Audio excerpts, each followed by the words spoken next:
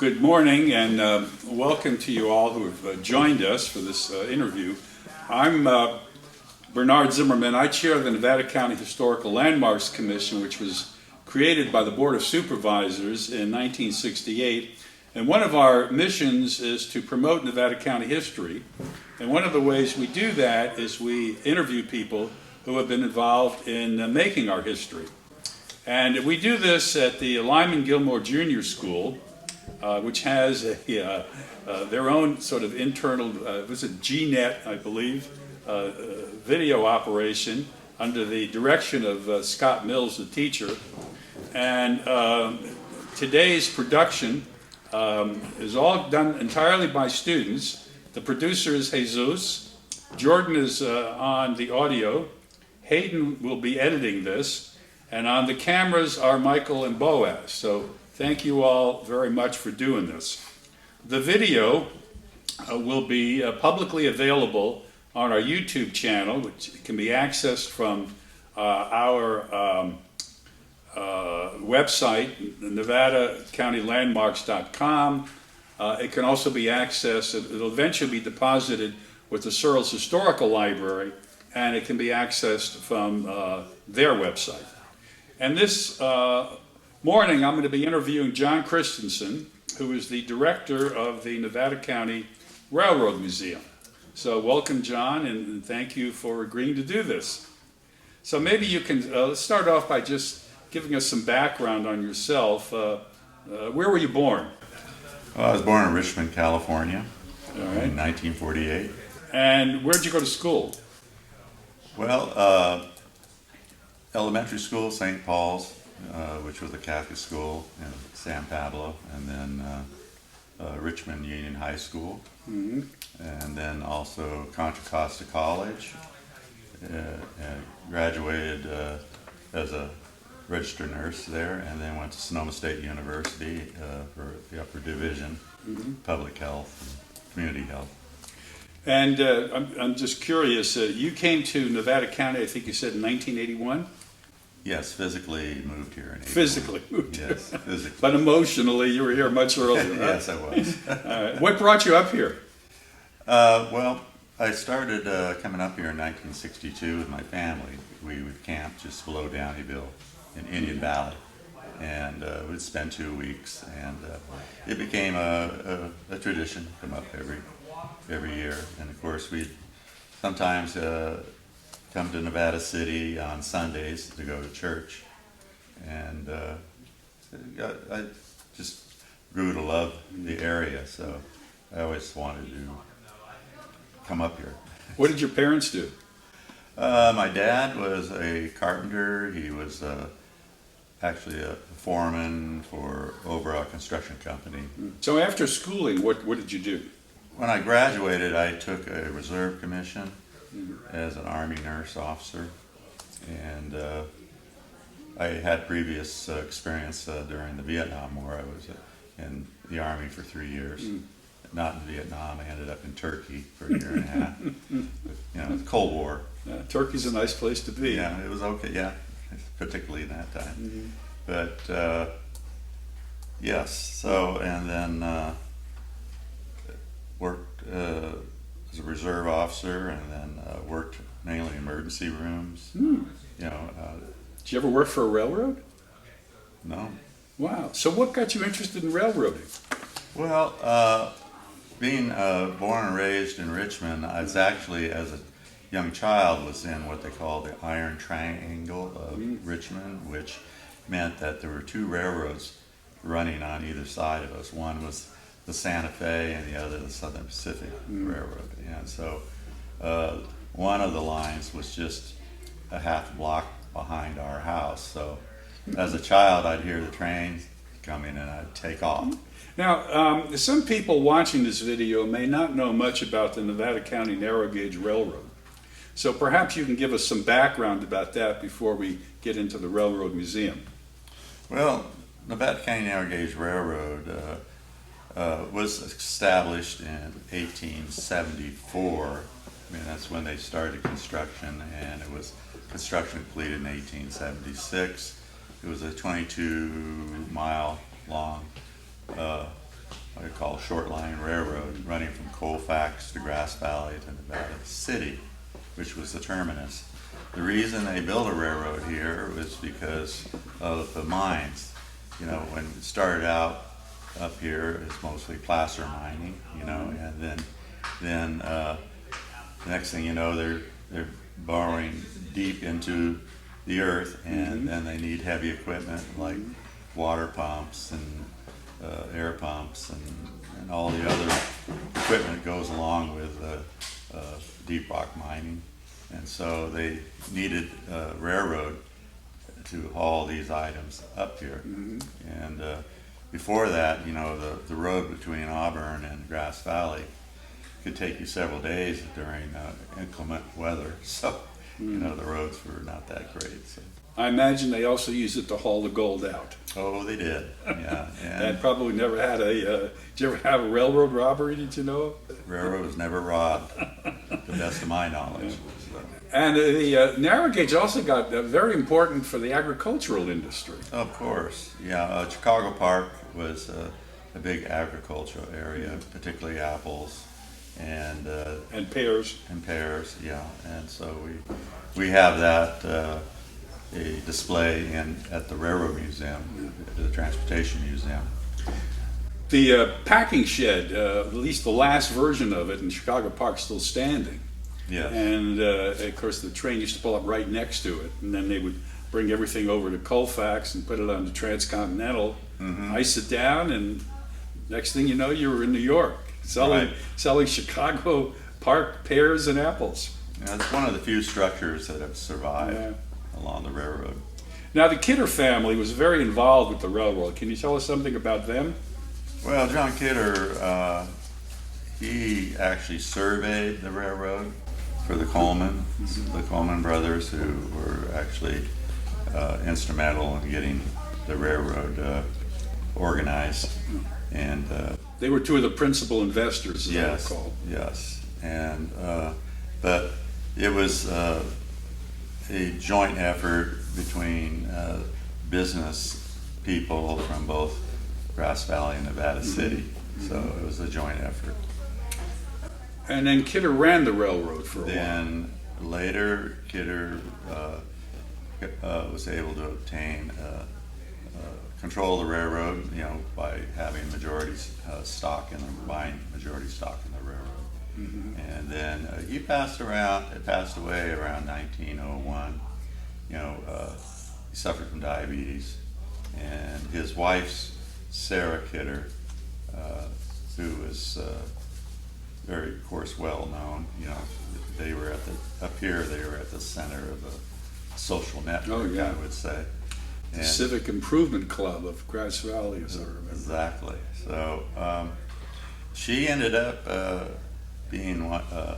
I can't say she was the first woman president on the planet, but she was certainly, that we know of, in the United States. And she ran the railroad from 1901 until, I believe, 1913, and ran it very successfully, and even paid dividends. More successfully than John did, as I understand. Yeah, there was a lot of, you know, cloudy issues, you know.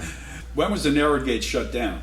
Well, the railroad actually shut down in March 1943, and that was because of World War II, and there was a presidential decree shutting down non-essential businesses and realigning industry throughout the United States to help with the war effort. And so the mines were temporarily shut down up here, and that was sort of the death knell for the railroad. The railroad did quite well during the Depression. Didn't really have a depression up here because everybody was working in the mines. In the mines, so they were busy. But the war that did shut it down. Yeah. And what physically happened to the railroad then after 1943? Well, the railroad was sold to Doolin Steel, and but pieces of the railroad got sent all over particularly engine number 9 went to Pearl Harbor along with probably a dozen cars, mainly box cars. And then engine 8 went down to Plaster City. Yeah, and it worked down there throughout the war. Okay. And so those 2 engines continued working, whereas all the other engines in the railroad had previously been scrapped, except Nevada County engine number 5.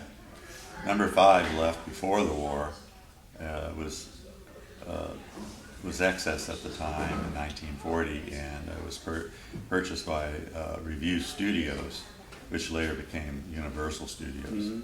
And it was purchased for a John Wayne movie called The Spoilers. And I think we've seen engine number 9 in a number of movies. Yes. All right. So, and just what happened to the track? Well, the track was pulled up and recycled and used, for the war effort. Probably got scrapped, chewed up, became a tank or something. I don't know. So let's forward about 40 years or so, and let's talk about the Railroad Museum and the Transportation Museum. Why don't you explain the kind of the relationship between those 2 names? Well, our group actually started, the first meeting was August 25th, 1983, and at that point, just to jump start, to get a group together, it was called the Friends of the Narrow Gauge. Okay. So, and as we formed a committee and whatnot, we decided that we wanted to rename the group, and we didn't want to just focus on railroad equipment, but other means of transportation in Nevada County. So therefore, we decided to call it the Transportation Museum. We refer to it as the TMD, or Transportation Museum Division of the Nevada County Historical Society. Okay. And then is it the TMD that operates the Railroad Museum, so to speak? Yes, legally we're the TMD. I see. Okay. Yeah, so, but everybody refers to us as the Railroad Museum. Now, so you came up in 1981, so you settled here. What was your role in the founding of the Railroad Museum, or the Friends of, as you called yourself then? Well, how the idea came from 2 members of the Historic Society to form a group to help look at collecting, preserving anything related to the railroad. Madeline Helling was the president at the time, and then Cliff Summerstrong was the director, for Nevada City. And so it was basically Cliff who did all the organizational work, setting up the meetings and so on. And how did you get involved? So I could blame it on my wife, Donna. Maybe I should be interviewing her then. Yeah, probably. Well, there was an article in the Union, and she pointed it out to me. She said, "Hey, there's something about, a railroad here," and I was into railroads and collected Lionels and things like that. So I had a lot of trains. Okay. So she pointed that out, and so I said, "Oh, well, maybe I better go." So I attended that first meeting, and it was basically an organizational meeting and kind of going, well, what do we want to do? Or do we want to focus on railroad artifacts from the railroad, or do we want to establish like a model railroad? Most of the people in the building, 90 people showed up on that first meeting at the Nevada Veterans Hall. That place was full. It was very interesting. All the railroad nuts came out. We all came out of the woodwork, so to speak. And there are a lot of them up here. So we did it. It was basically an organizational meeting, but we finally decided to focus on trying to collect, materials related to the railroad and other transportation. Now, at that point, were any of the engines and other major pieces of equipment still up here, up in Nevada County? No. Okay. And I'm going to quote Cal Palmer, who was a Grass Valley resident, who was on our first, he was the restoration manager. And he'd always say, when we started this project, we didn't have a wheel to turn. And it was quite true. We didn't. Well, you've got a nice setup at 5 Kidder Court, behind Hooper and Weaver and next to the in-town campground and the Chinese cemetery. How did that happen? How did you acquire that? Wow, that's a long story, but we started out actually being able to put some track in on near Pinewoods Avenue behind Black Bart's.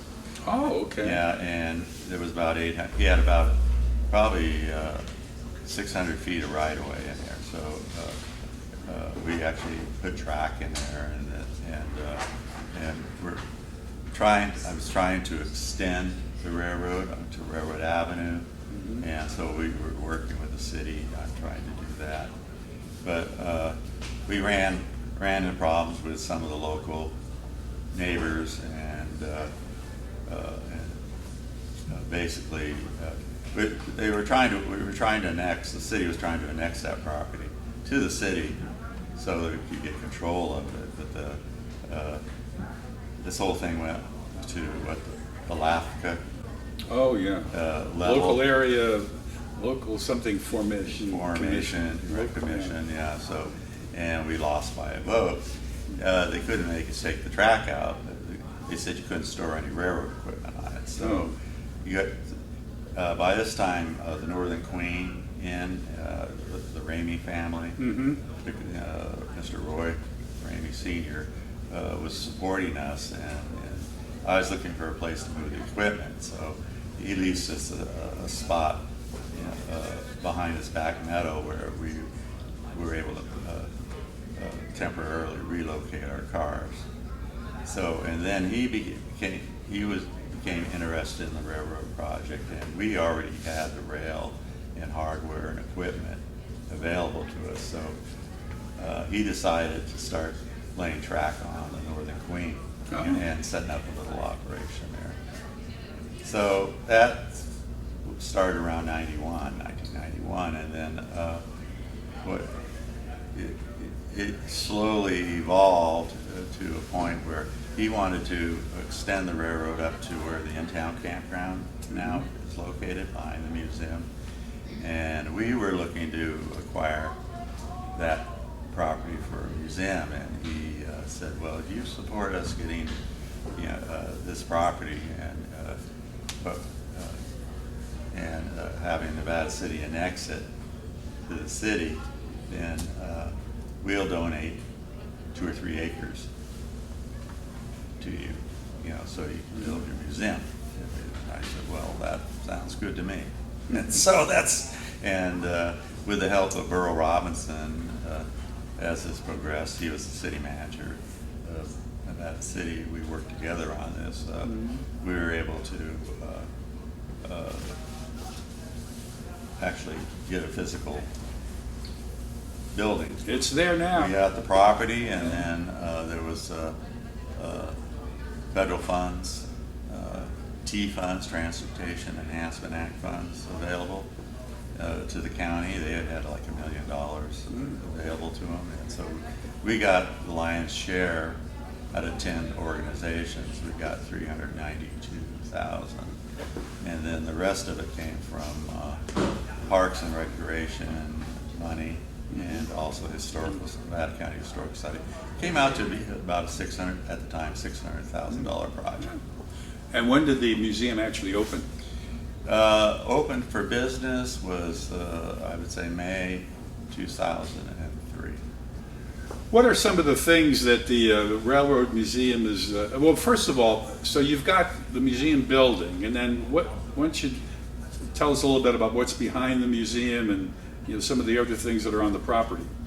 Well, at the same time that the display building, the main museum building was built, the shop building was also built. And and that's where we currently do our restoration work. And since then, you know, in the early, like probably 2004, 5, we did, actually a little later than that, we did an extension on that building and pushed it out about 30 feet more, so it had more room to work. And then later I was able to pick up a rail bus, purchased a rail bus, and then restored it at the museum. Rail bus, the Donna Jean, is named after my wife, because we purchased the rail bus for the museum, and so she had all the things she had to go through with me on this adventure. You know, I said, well, we better name the rail bus after her. Well, you've got quite a bit of track now behind the museum. I've been to a couple of the Sunday steam ups. What all do you have planned back there? Well, what's going on right now? I mean, that's what we call the Northern Queens Back Meadow Loop, and that was put in around 91, 92, and then the track then was extended. The 2-foot gauge track was extended up onto where the in-town campground is, but that later they sold off that property. Yeah. But we operate like during the summer. We call it Second Sunday Steam Up, and we're operating 2 steam locomotives down there and running loops and giving people rides. And so we're operating Nevada County Engine Number 5, which is also known. Its original name is Tahoe, because it came from South Lake Tahoe. And then also the Antelope and Western Engine Number 1, which is a smaller porter locomotive. And you've got 2 rail buses now, as I remember. We have 2 rail buses, so the Don Jean and the Sarah Kidder. All right. And then there's a hand car. I know I've been on that one. We have hand cars. We have motorized speeders, and we have a lot of. We have 2 switch engines. One's a 5-ton Plymouth, and the other one's an 8-ton Plymouth, and so we use those to move the equipment around the yards and move the engines when they're not running. What are you restoring right now? Well, we're restoring an 1897 first-class coach, and this particular coach came from the Florence and Cripple Creek Railroad in Colorado, and it was built for him in 1897 by the St. Charles Car Company. And anyway, this was our first acquisition in 1984. We were looking for something to display artifacts in, and so we were able to obtain this coach. The coach was only cosmetically restored, and we've had it all these years, and it got hit by a tree when it was parked in the yard, and so now it's getting a total rebuild. Yeah. So. All right, I think we have to bring this to a close. Any of the students have any questions they want to ask of John? All right, well then, I'll thank you very much for agreeing to do this, and I'll thank the crew, and we look forward to getting the post-production number. Thank you.